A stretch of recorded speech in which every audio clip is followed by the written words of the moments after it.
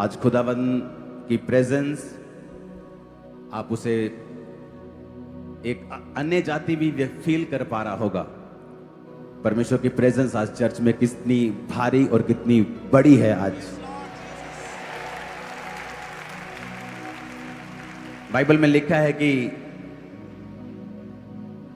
भाइयों से प्यार करो, जिसका सम्मान करना है उनका सम्मान करो।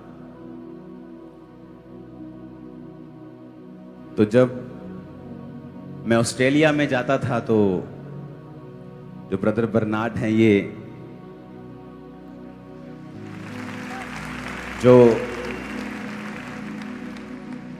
जो प्राइम मिनिस्टर हैं पीएनजी के, ये उनके स्पेशल इनवॉय, जिसे हम एम्बेसडर्स बोलते हैं, ये उससे थोड़ी ऊंची पदवी होती। तो वो पीएनजी के हैं, ये इंडियन हैं, ये गुरदासपुर के हैं। और जब हमारे प्रधानमंत्री वहां पे गए थे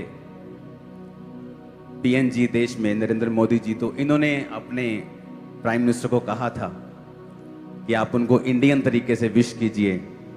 तो उन्होंने उनके पैरों को छूकर उनको विश किया था।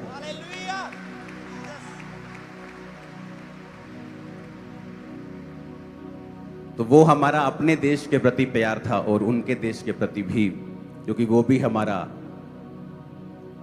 सेम विश्वास का मुल्क है, उनका विश्वास भी सेम है। वो भी आपके लिए चिंता करते हैं, क्रिश्चियन लोगों के लिए चिंता करते हैं। तो जब मैं ऑस्ट्रेलिया में था तो आप देखते हैं कि आपने इंटरनेट पे देखा होगा, सो पास्टर क्रिस हमारे साथ हैं। और न्यूजीलैंड में जो चर्च थी जहां पे हमने मीटिंग की थी, वो इनके सन इन लॉ की चर्च थी। बहुत ब्यूटीफुल चर्च थी। और पास्टर मार्क रॉबिन्सन,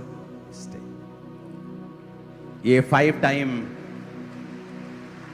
एमपी हैं वहां पे ऑस्ट्रेलिया में। और तब इन्होंने फिर अपनी पॉलिटिकल कैरियर को छोड़ दिया और ये अब फुल टाइम पास्टर हैं और सेवा करते हैं। और ये वहाँ की पार्लियामेंट से मुझे कोई ना कोई सम्मान भेजते रहते हैं। तो मैंने कहा आपने वहाँ से बहुत सम्मान भेजे हैं,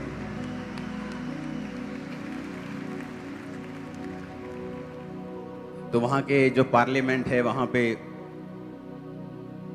जो सम्मान मुझे उन्होंने भेजे, मैंने कहा आज मेरा टाइम है आपको सम्मानित करने।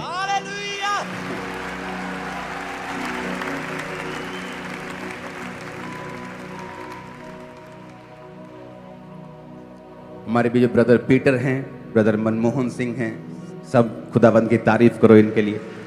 और मैं चाहता हूं आप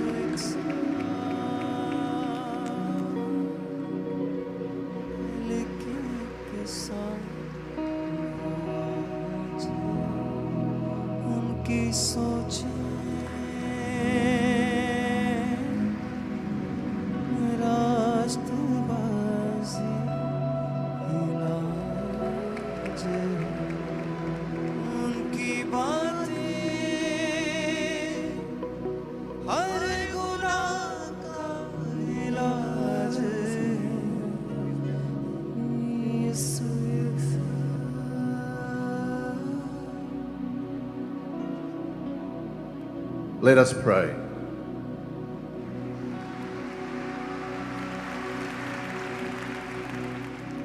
Our Heavenly Father, we come to you in the mighty name of Jesus. स्वर्गीय पिता, हम प्रभु यीशु मसीह के नाम में आपके पास आते हैं। And we come to you in your greatness.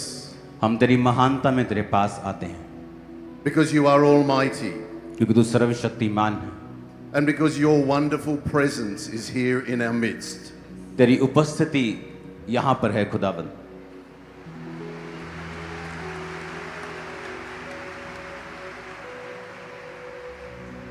Jesus, you are everything. प्रभु तू सब कुछ है, And we are so small.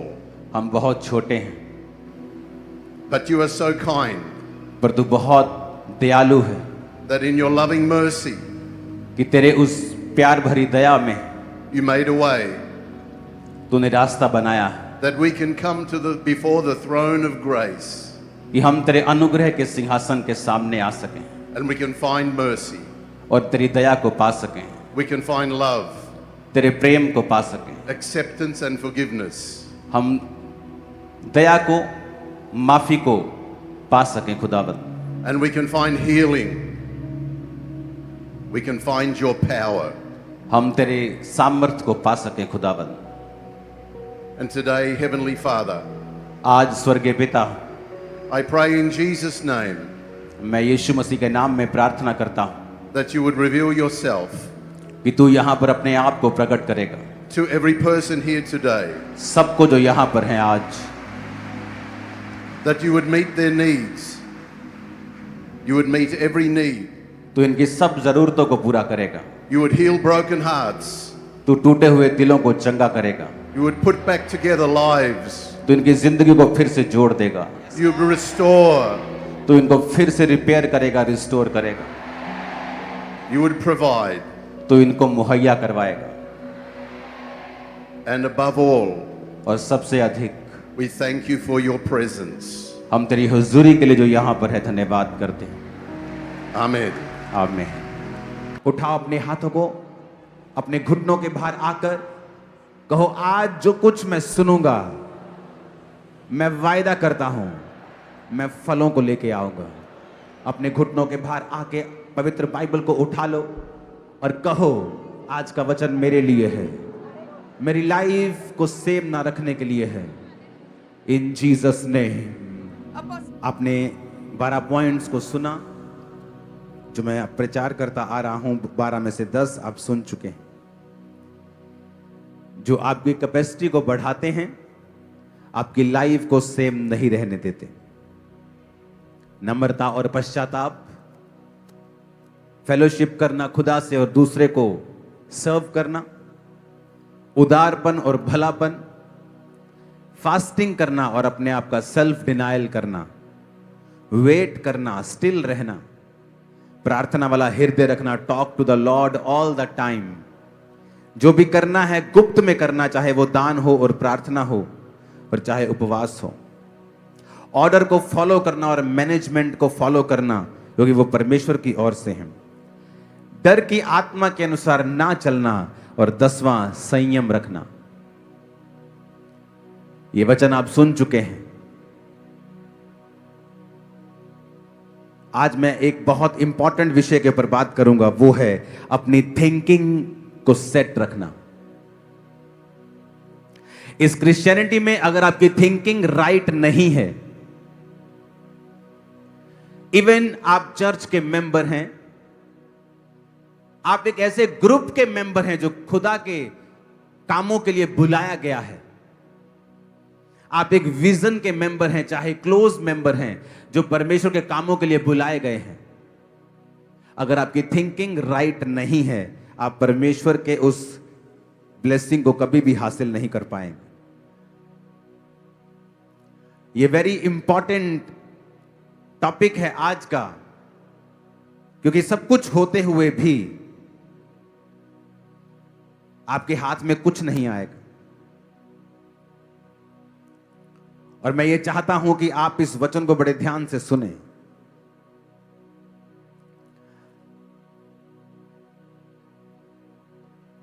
Hallelujah.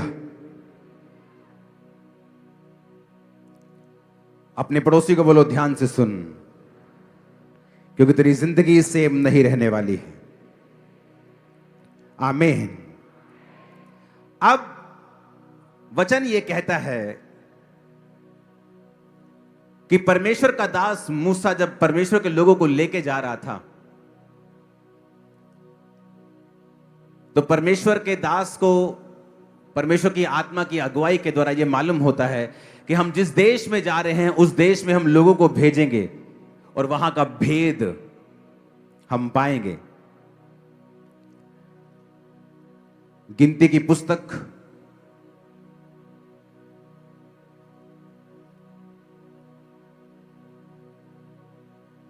सब लोग खोलेंगे, उसका 13 और 14 अध्याय पूरा आप इसे घर जाके पढ़ेंगे। वचन कहता है, फिर यहोवा ने मूसा से कहा, कनान देश जिसे मैं इस्राएलियों को देता हूं उसका भेद लेने के लिए पुरुषों को भेज। तो वचन कहता है कि उसने सारे गोत्रों में से एक एक मनुष्य छांटा और भेज दिया। तो परमेश्वर के दास ने कहा, जाओ और पता करो वो बंजर देश है कि उपजाऊ है, वहां के लोग कैसे हैं, खाना कैसा है,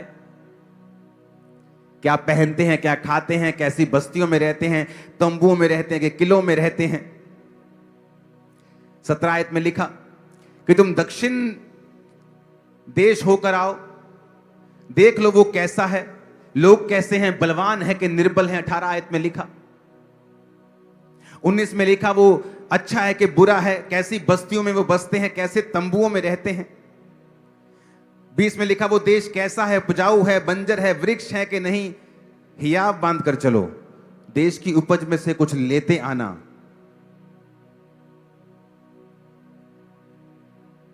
हालेलुया।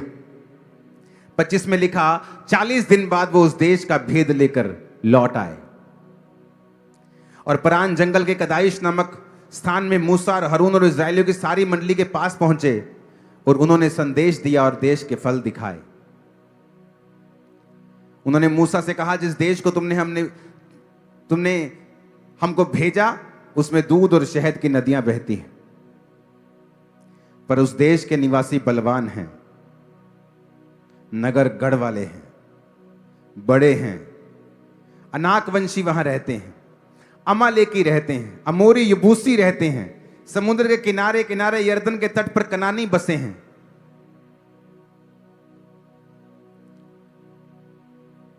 बारह लोग देखने के लिए जाते हैं, कहते परमेश्वर ने कहा था कि मैं तुम्हें दूध और शहद की नदियां दूंगा। बात तो सही है, यहां पर दूध और शहद की नदियां तो बह रही हैं, पर कहता है ये नहीं, परमेश्वर ने बताया कि यहां के लोग बड़े बलवान हैं, वेरी पावरफुल। अगर आप आगे अध्याय में पढ़ेंगे तो उसने कहा है कि हम उनके सामने टिड्डियां लगते हैं। 33 आयत में लिखा, वहां पर हमने नपीलों को, नपीली जाति वाले नाकवंशियों को देखा, हम उनकी दृष्टि में उनके सामने टिड्डे के समान दिखाई देते हैं। जब ये नेगेटिव न्यूज लोगों के सामने बोली जा रही थी,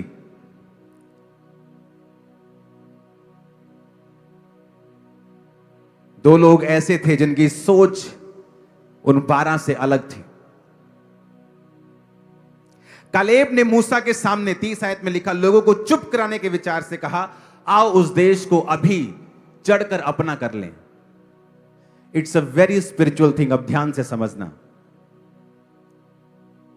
कि 12 लोग कहीं गए और आकर हम पूरी प्रजा के सामने एक्सप्लेनेशन दे रहे हैं कि वो देश सच में मधु की नदियां बहती हैं, सचमुच आशीष है। लेकिन वो 12 कह रहे हैं वहां के लोग बड़े हैं, अनाकवंशी हैं, हम टिड्डे लगते हैं, हम उनको नहीं मार सकते। और वो नेगेटिविटी फैला रहे हैं लोगों में।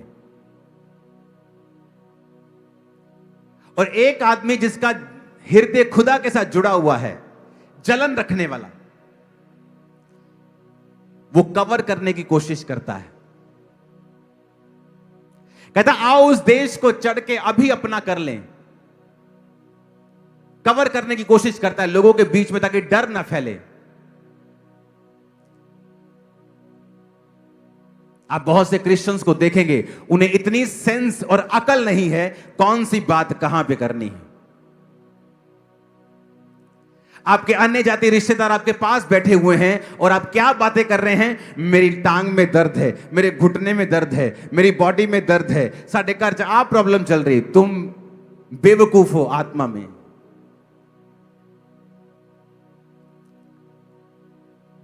परमेश्वर ने कहा था वहां दूध और शहद की नदियां बहती हैं। जब तुमने इतना ही देख लिया था तो विश्वास करते कि प्रभु ने सच कहा था। अगर उसने सच कहा है दूध शहद की नदियां बहती हैं, तो जो हमें मिस्र के राजा के पंजे से छुड़ा लाया है वो इन राजाओं को भी हमारे हाथ में कर देगा। पर नहीं, उनका विश्वास कमजोर था। इतनी नेगेटिव थिंकिंग थी, कौन सी बात कहां पे करनी है। बहुत से क्रिश्चियन लोगों को सेंस और अकल बिल्कुल नहीं है। जब उनके घर में कोई मर जाता है, प्रभु के पास चला जाता है, उनके वर्ड देखो, आपको मालूम हो जाएगा उस घर में असली क्रिश्चियन हैं कि नाम के क्रिश्चियन हैं। हाय रब्बा तू ऐसा क्यों कर देता, हाय रब्बा तेनू नजर नहीं आया ये छोटा सी या छोटी सी। तुम क्रिश्चियन नहीं हो। तुम्हें नहीं पता तुम्हारे मुंह से क्या निकलना चाहिए। तुम्हें नहीं पता तुम लोगों के बीच में क्या मैसेज दे रहे हो। एक अनक से भरा हुआ आदमी जवान बोला, कालेब आओ मूसा, हम उसको लड़के अभी अपना कर लेते हैं। कवर करने के चक्कर में कि लोगों के बीच में उसने कवर किया कि ऐसा नहीं है। लेकिन बाइबल कहती जैसे ही लोगों ने नेगेटिव न्यूज सुनी, सारे मूसा पे और हारून पर पत्थरवाह करने का विचार करने लगे। मूसा और हारून लोगों के सामने दंडवत करके कहते, रुको, परमेश्वर पर विश्वास करो। अगर उसने हमें यहां तक बुला दिया है, भेज दिया है, तो आगे भी वो हमारा ख्याल रखेगा। बाइबल कहती परमेश्वर ने मूसा से बात की और कहा, मैं इन लोगों से नाराज हूं। क्या इनको विश्वास नहीं कि जो परमेश्वर मिस्र के राजा से इन्हें छुड़ा सकता है, समुद्र दो भाग कर सकता है, एक ही टाइम में राजा को समुद्र के बीच में गिराकर सेना समेत मार सकता है, क्या मैं इनको वो नगर ना दूंगा? वो बड़े बड़े जायंट जिनसे ये डर रहे हैं, क्या मैं उनको इनके हाथ में ना कर दूंगा? सोच सोच, बिलीव सिस्टम। ये इतना पावरफुल है बिलीव सिस्टम कि आप बाहर से कैसे भी अपीयरेंस में हो, मेरा बिलीव सिस्टम क्या था कि मेरा परमेश्वर मुझे देगा, मैं उसकी सेवा करूंगा। वो हील करे ना करे, वो मेरा परमेश्वर है। मेरा बिलीव सिस्टम जैसा था, मेरी सोच तो अंदर किसी ने देखी नहीं थी, लेकिन जैसा मेरा बिलीफ सिस्टम था, प्रभु ने वैसे लोग मुझे दिए, वैसी आशीष मुझे दी, वैसा परिवार मुझे दिया। मेरा बिलीफ सिस्टम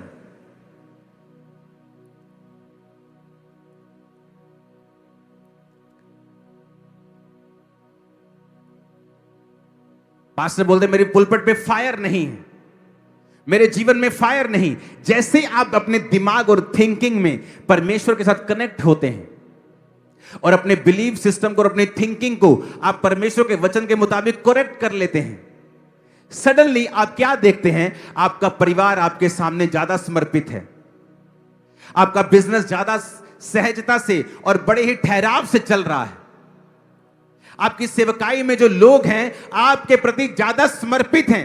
आपने कुछ नहीं कहा, आपने कोई सरमन नहीं दिया मेरे अधीन रहो, आपने नहीं कहा मुझे प्यार करो, पर आप देखते हैं लोग आपसे प्यार करते हैं, वो लोग आपके अधीन हैं, लोग अपना जीवन छोड़ के आपके यहां पर सेवा करने के लिए आ चुके हैं। रीजन क्या? क्योंकि जैसा आप खुदा के सामने हैं वैसे लोग आपके सामने। Believe system, believe system.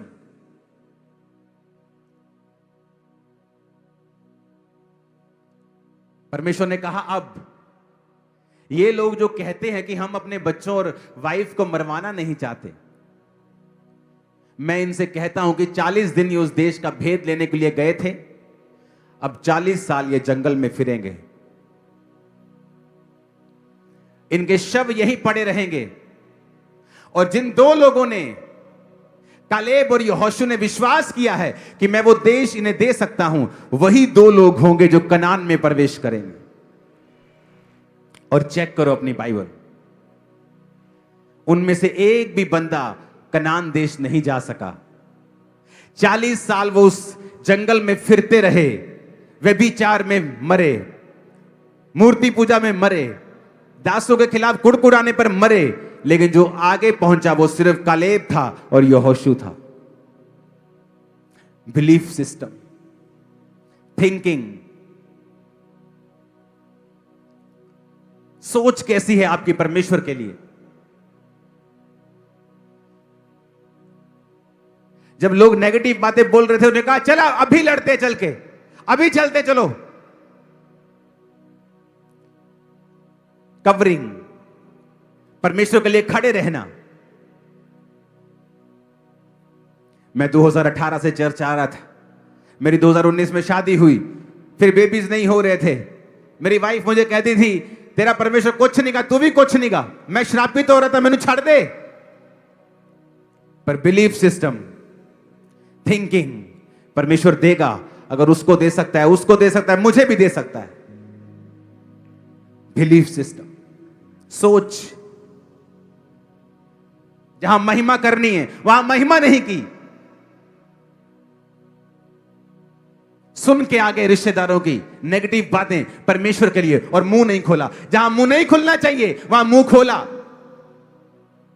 जहां गाली के बदले गाली नहीं देनी थी वहां गाली निकाल दी, और जहां बोलने का समय था वहां चुप रहे। इसीलिए परमेश्वर भी चुप रहता है तुम लोगों के लिए जब बोलने की जरूरत होती है, क्योंकि वो नाराज रहता है उन लोगों से जिनकी सोच सही नहीं है। आप वही हैं, आप वही हैं, आपका प्रीच वही है, आपकी शक्ल वही है, चर्च वही है, लोग वही हैं। लोग अब ज्यादा समर्पित हैं। क्यों? क्योंकि आप परमेश्वर के सामने ज्यादा समर्पित हैं। आपका परिवार आपकी सुनता है। क्यों? क्योंकि आप परमेश्वर की सुनते हैं।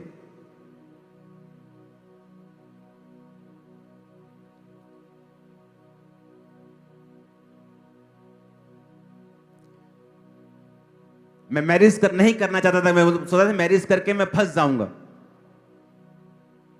और परमेश्वर की सेवा में लगा रहा, और परमेश्वर ने कहा नहीं मैरिज करनी है।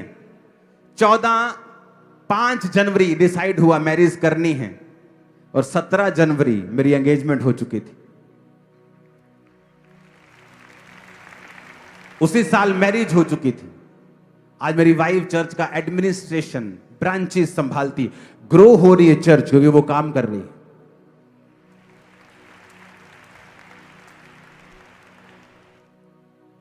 इंटरनेशनल वुमेन डे की आपको बधाई हो, मेरी वाइफ को और आपको सबको, मेरी बहनों को।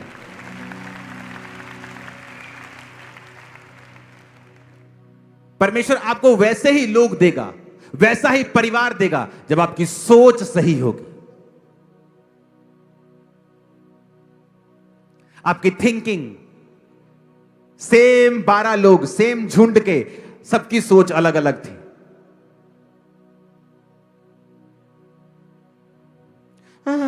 ठीक है, लेकिन मैं टाइट थे विश्वास नहीं करता।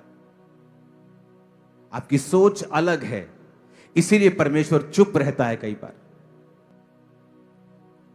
सेम थिंकिंग, मूसा ने कहा जाओ और भेद लो, इसलिए नहीं कि हम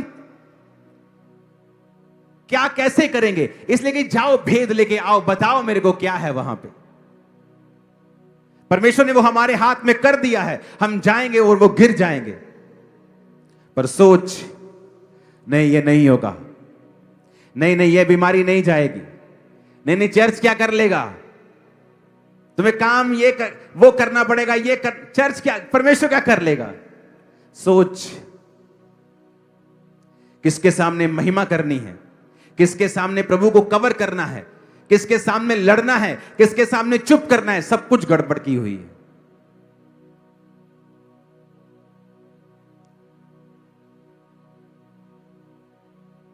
हालेलुया।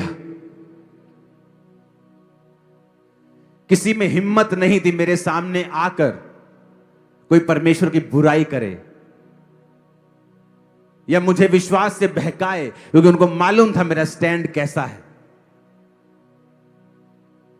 आप झुंड को छोड़ दो, लोगों के झुंड को, व्यभिचारी व्यभिचारी को ढूंढ लेगा, आत्मिक बंदा आत्मिक को ढूंढ लेगा, पवित्रताई वाला पवित्रताई को ढूंढ लेगा, चोर चोर को ढूंढ लेगा, बिना किसी के बात किए, बिना किसी को जाने। आप 2 दिन छोड़ दो, 2 दिन में सब चोर अलग, व्यभिचारी अलग, पवित्र अलग, सब अलग अलग होंगे, क्योंकि आप अपने जैसों को अपनी ओर खींचते हैं।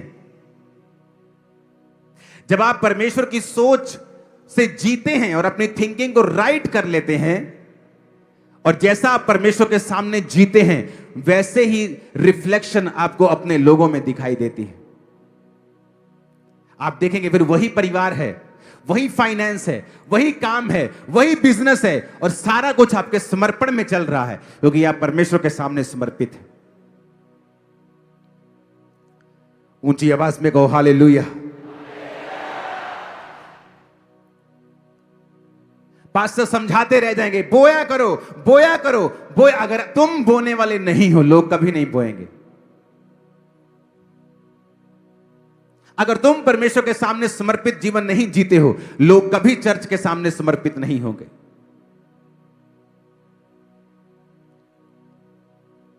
अपने पड़ोसी को बोलो, अपनी सोच, अपना बिलीफ सिस्टम, इसको सही कर। अविश्वासी ना हो, पर विश्वासी हो। ऊंची आवाज में कहो आमीन।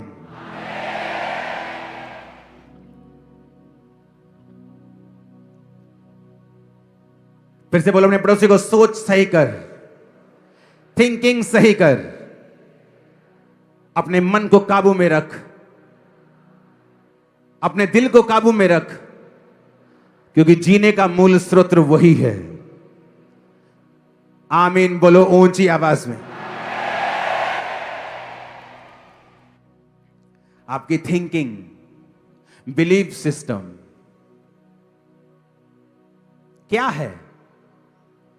कितना बड़ा समझते हैं आप परमेश्वर को? क्या सोचते हैं वो आपके लिए क्या करेगा?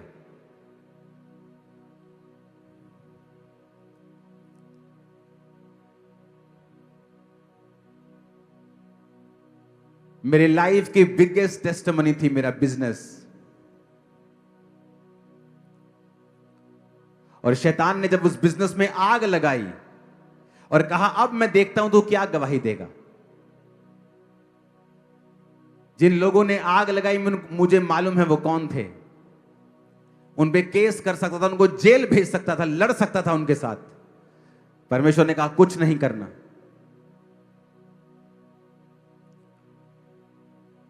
और जब मेरी मैरिज हुई, मेरी वाइफ उन्हीं लोगों में से है, उसी जाति में से है।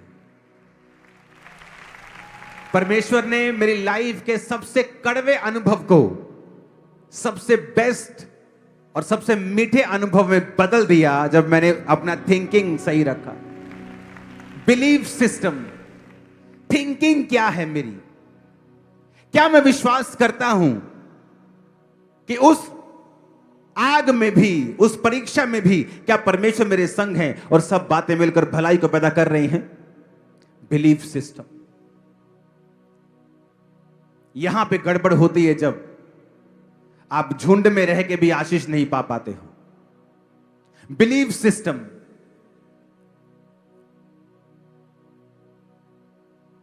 क्या आप बिलीव करते हो परमेश्वर असली है? तो कहां है आपका बोना?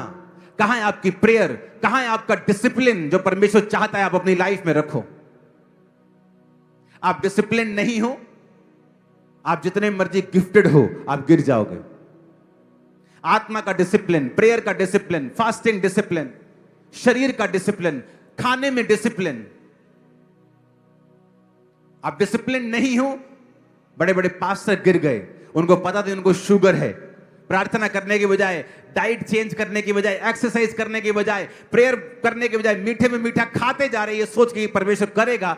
आपको परमेश्वर डिसिप्लिन, अपनी बॉडी को रिस्पेक्ट करने के लिए भी बोला है। कुछ देर के लिए उन चीजों को छोड़ दो। एक दिन आएगा जब आप हील होंगे और सिर्फ सारा कुछ खाएंगे पिएंगे, पर डिसिप्लिन नहीं है। शरीर में कोई डिसिप्लिन नहीं, प्रार्थना का कोई डिसिप्लिन नहीं। इसलिए प्रभु ने कहा 8 बजे का टाइम पवित्र करके साइड पे कर दो। आज हमारे घर में 7:55 पे प्रेयर की बातें शुरू हो जाती, बच्चे तैयार होने शुरू हो जाते, 7:55 हो गया, 7:55 हो गया, मुझे भी तैयारी शुरू हो जाती। 8 बजे हम प्रेयर में होते हैं। डिसिप्लिन। और मैं जानता हूं जो लोग 8 बजे रोज प्रेयर में बैठते हैं 9:30 तक, अपनी चेक कर लो प्रेयर लाइफ। आपको बिल्कुल ड्राई फील नहीं हो रही होगी, बिल्कुल सूखा नहीं होगा, आप सेटिस्फाइड होंगे कि हाँ ओके है सब कुछ। आप बहुत आगे बढ़ना चाहते हैं, सामर्थ पाना चाहते हैं, आप और प्रेयर करें, लेकिन वो इनफ प्रेयर है आपको बचाए रखने के लिए। आमीन। आपका बिलीफ सिस्टम डिपेंड करता है आपकी अगली लाइफ कैसी होगी, कहां तक आप जाएंगे, कैसी अचीवमेंट्स आप हासिल करेंगे। आपकी थिंकिंग, आपकी सोच। आमीन। अगर वो भाई हट जाता, 18 में आ रहा है, 19 में शादी हुई, तो पहला क्वेश्चन ये बनता कि प्रभु तूने मेरी ऐसी जगह शादी करवाई क्यों जहां बेबी नहीं हो। 2 साल 3 साल में मालूम होता है कि रसौलियां हैं, चलो कोई बात नहीं, सबके हो जाती, दवाई खा लो। बहुत औरतों के हो जाती, हट जाती, हो जाती, चलो कोई बात नहीं। थोड़े साल बाद फिर टेस्ट कराया, अब यूट्रस छोटा हो चुका है, फॉर्म चेंज हो गई है, ओवरीज एग नहीं पैदा कर रही हैं, रसौलियां जड़ वाली हो चुकी हैं, यूट्रस श्रिंक हो चुका है, अब निकालना पड़ेगा। अब चैलेंज है थिंकिंग, बिलीफ सिस्टम। चर्च आना छोड़ा नहीं, और परमेश्वर सपनों में अपने दूत को भेजते हैं, टच करते हैं। सेम मंथ प्रेगनेंसी होती उसी यूट्रस में, और बेबी बाहर आता है 9 महीने बाद। अरे परमेश्वर ने कहा तो था वहां दूध और शहद की नदियां बहती हैं। हां वो तो बात सही है, पर वो लोग बड़े बड़े हैं। अरे अगर परमेश्वर ये कहता है कि वो तुम्हें दे देगा तो दे देगा, विश्वास करो। नहीं, हम आंखों के अनुसार चलेंगे, सेंस के अनुसार चलेंगे, जो महसूस करते हैं उसके अनुसार चलेंगे। और वचन कहता है विश्वास के बिना उसे प्रसन्न करना अन होना है। बहुत से लोगों ने सेवकाई शुरू की लेकिन कभी एंड नहीं कर पाए, क्योंकि बीच में चैलेंजेस आएंगे, चुनौतियां आएंगी।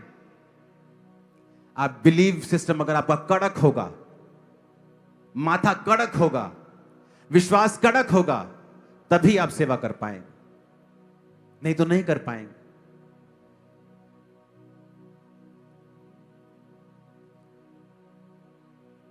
कहां थी सेंस उन 10 लोगों की? उन्होंने ये नहीं सोचा कि हम लोगों के सामने ये बातें कह रहे हैं, लोगों का विश्वास हिल जाएगा।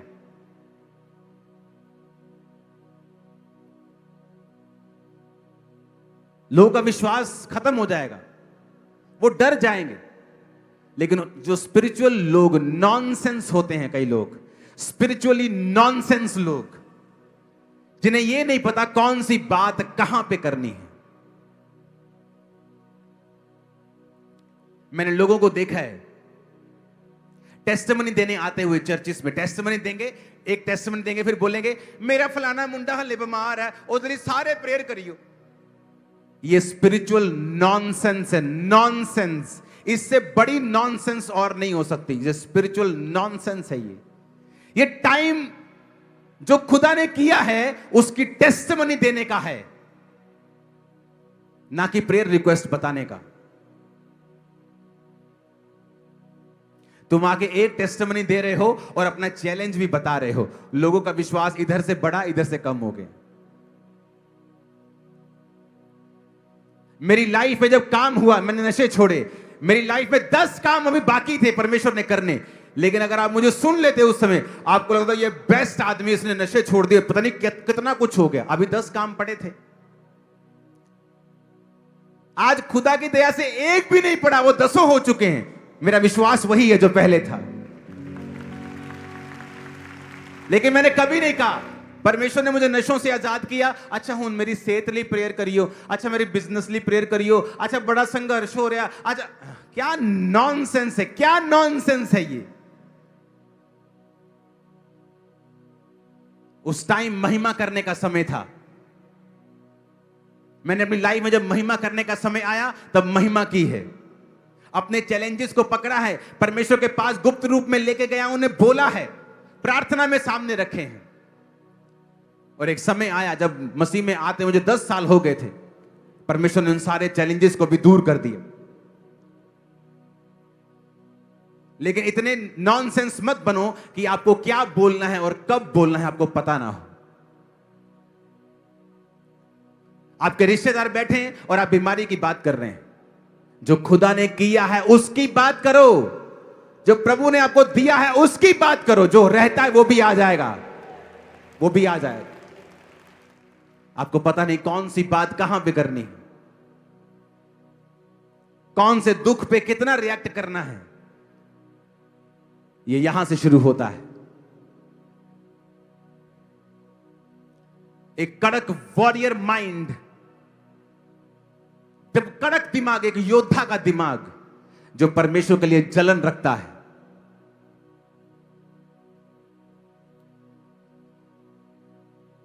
जलन रखता है जो परमेश्वर के लिए। इस सेवकाई में बहुतों लोगों के गिरने का कारण यह था कि वो पीठ पीछे नेगेटिव बातें करते थे सेवकाई की, और सारी आशीषें इसी सेवकाई से लेते थे। आज सबके बुरे हाल हैं, उन्हें मालूम नहीं था, वो उनकी सोच रॉन्ग है। आज सभी पछताते हैं, लेकिन टाइम नहीं है अब रिस्टोर होने का। और वो लोग जो जानते थे कि परमेश्वर ने इस सेवकाई को खड़ा किया है, आज उन लोगों से 10 गुना ज्यादा आशीषित हैं। चेक कर लो उनकी जिंदगियां जाके, 10 गुना ज्यादा। उनके परिवार, उनके बच्चे, उनकी फैमिली, उनका फाइनेंस उन लोगों से 10 गुना ज्यादा ब्लेस्ड है। सोच